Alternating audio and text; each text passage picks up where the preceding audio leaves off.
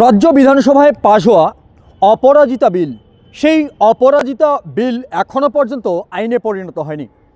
আইনে পরিণত না হয় পশ্চিমবঙ্গ জুড়ে প্রত্যেকটি ব্লকের মহিলা তৃণমূল কংগ্রেসের পক্ষ থেকে আজ রাজ্য জুড়ে অবস্থান বিক্ষোভ পালিত হলো।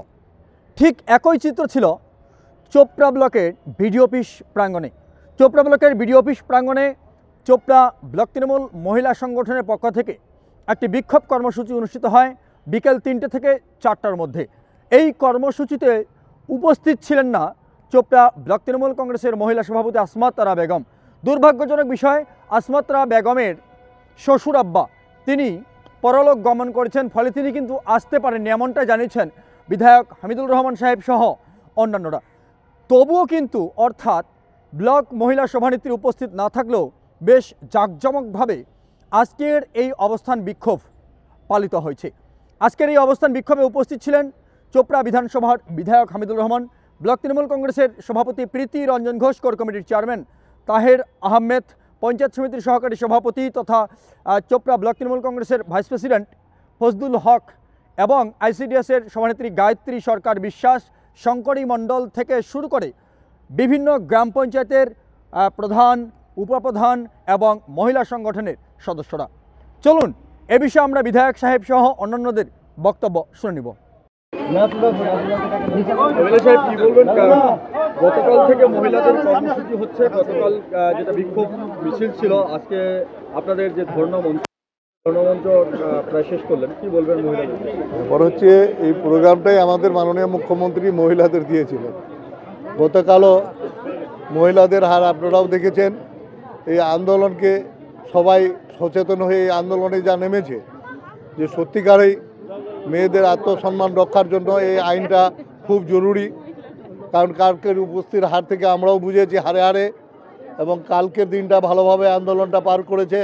আজকে অবস্থান ছিল 3টা থেকে নিয়ে 4টা পর্যন্ত অবস্থান, প্রায় মহিলাদের উপস্থিতির হার ভালোই ছিল, এবং আমরা মাদাররা সাইড থেকে সহযোগিতা করছি। এবং এই বিলের হয়ে যদি আরও মেয়ে ছেলেদেরকে আন্দোলন করতে হয়, দিদি যা নির্দেশ দিবে তারা আন্দোলনে করতে রাজি আছে।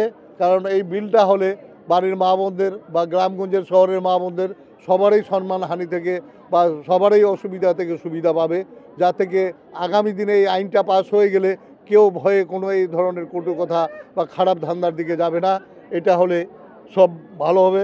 আমরা সবাই মহিলারা মিলে একত্রিত হয়ে এই আন্দোলনকে, আমরা 2 দিনের আন্দোলনকে মহিলারা সাকসেস করেছে।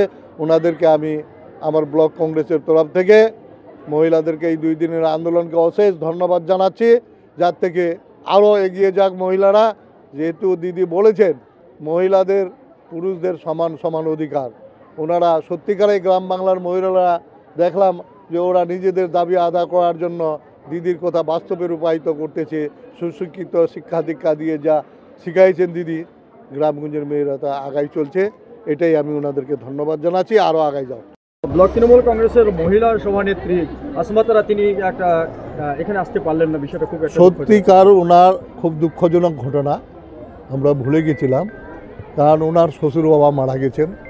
2 দিন ধরে নার্সিংহোমে ছিলেন, কালকে সন্ধ্যা 7টায় মারা গেছে। কালকে উনি আন্দোলনে ছিল, আজকে উনি ওনার শ্বশুর বাবার সৎ কাজ হচ্ছে, তো তা তো আর সব ছেড়ে আসতে পারে না। আমাদেরকে উনি বলেছিল যে আপনারা প্রোগ্রামটা চালিয়ে যান, ছাড়বেন না, আমার এই অসুবিধা আছে।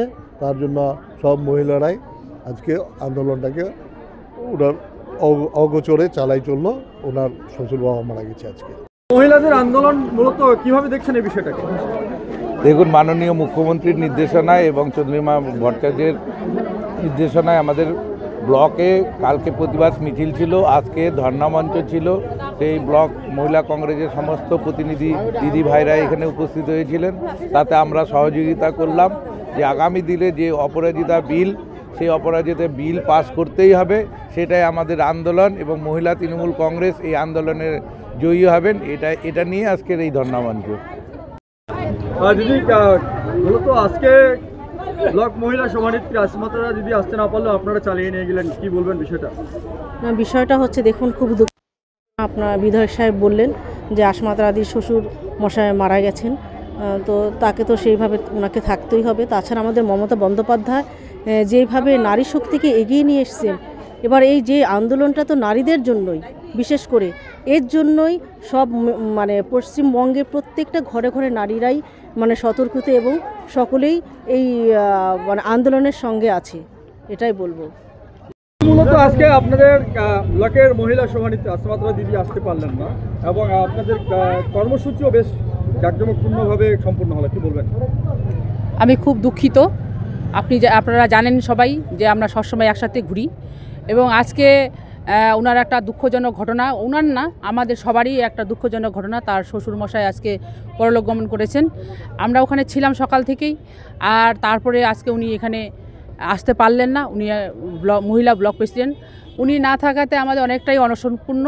কিন্তু আজকে এমএলএ সাহেব এবং আমাদের ব্লক প্রেসিডেন্ট বা এখানকার যে নেতৃত্ব, এখানকার অঞ্চল প্রেসিডেন্ট, মাদারের সবাই এখানে এসে আমাদের সভাটাকে মানে সম্পূর্ণ করেছে। কিভাবে ধন্যবাদ জানাবেন মহিলাদের? আমি মহিলাদের খুবই ধন্যবাদ জানাবো। এখানকার যে আমাদের অঞ্চল প্রেসিডেন্ট আছে, এই অঞ্চল প্রেসিডেন্টকে আমি অনেক ধন্যবাদ জানাবো এই কারণেই যে কাল দুদিন ব্যাপী এখানে আমরা অনুষ্ঠানটা করলাম। কালকেও ঐতিহাসিক একটা জমায়েত করেছিলাম আমরা মিছিলের জন্য, সেই মিছিলটা হয়েছে, ও সহযোগিতা করেছে।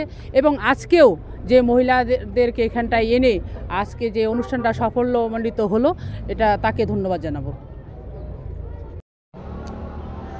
রাজ্য জুড়ে যে বিক্ষোভ কর্মসূচি, সেই বিক্ষোভ কর্মসূচির একই চিত্র আপনারা নিশ্চয়ই এতক্ষণ দেখলেন চোপড়াতেও হয়েছে এবং চোপড়া থেকে বিধায়ক হামিদুর রহমান সহ অন্যান্যরা একাধিকভাবে সাধারণ মানুষের উদ্দেশ্যে বার্তা দিয়েছেন যে বিজেপি কেন এই বিলটিকে আইনে পরিণত করতে ভয় পাচ্ছে বা রাষ্ট্রপতি কেন সই করছেন না।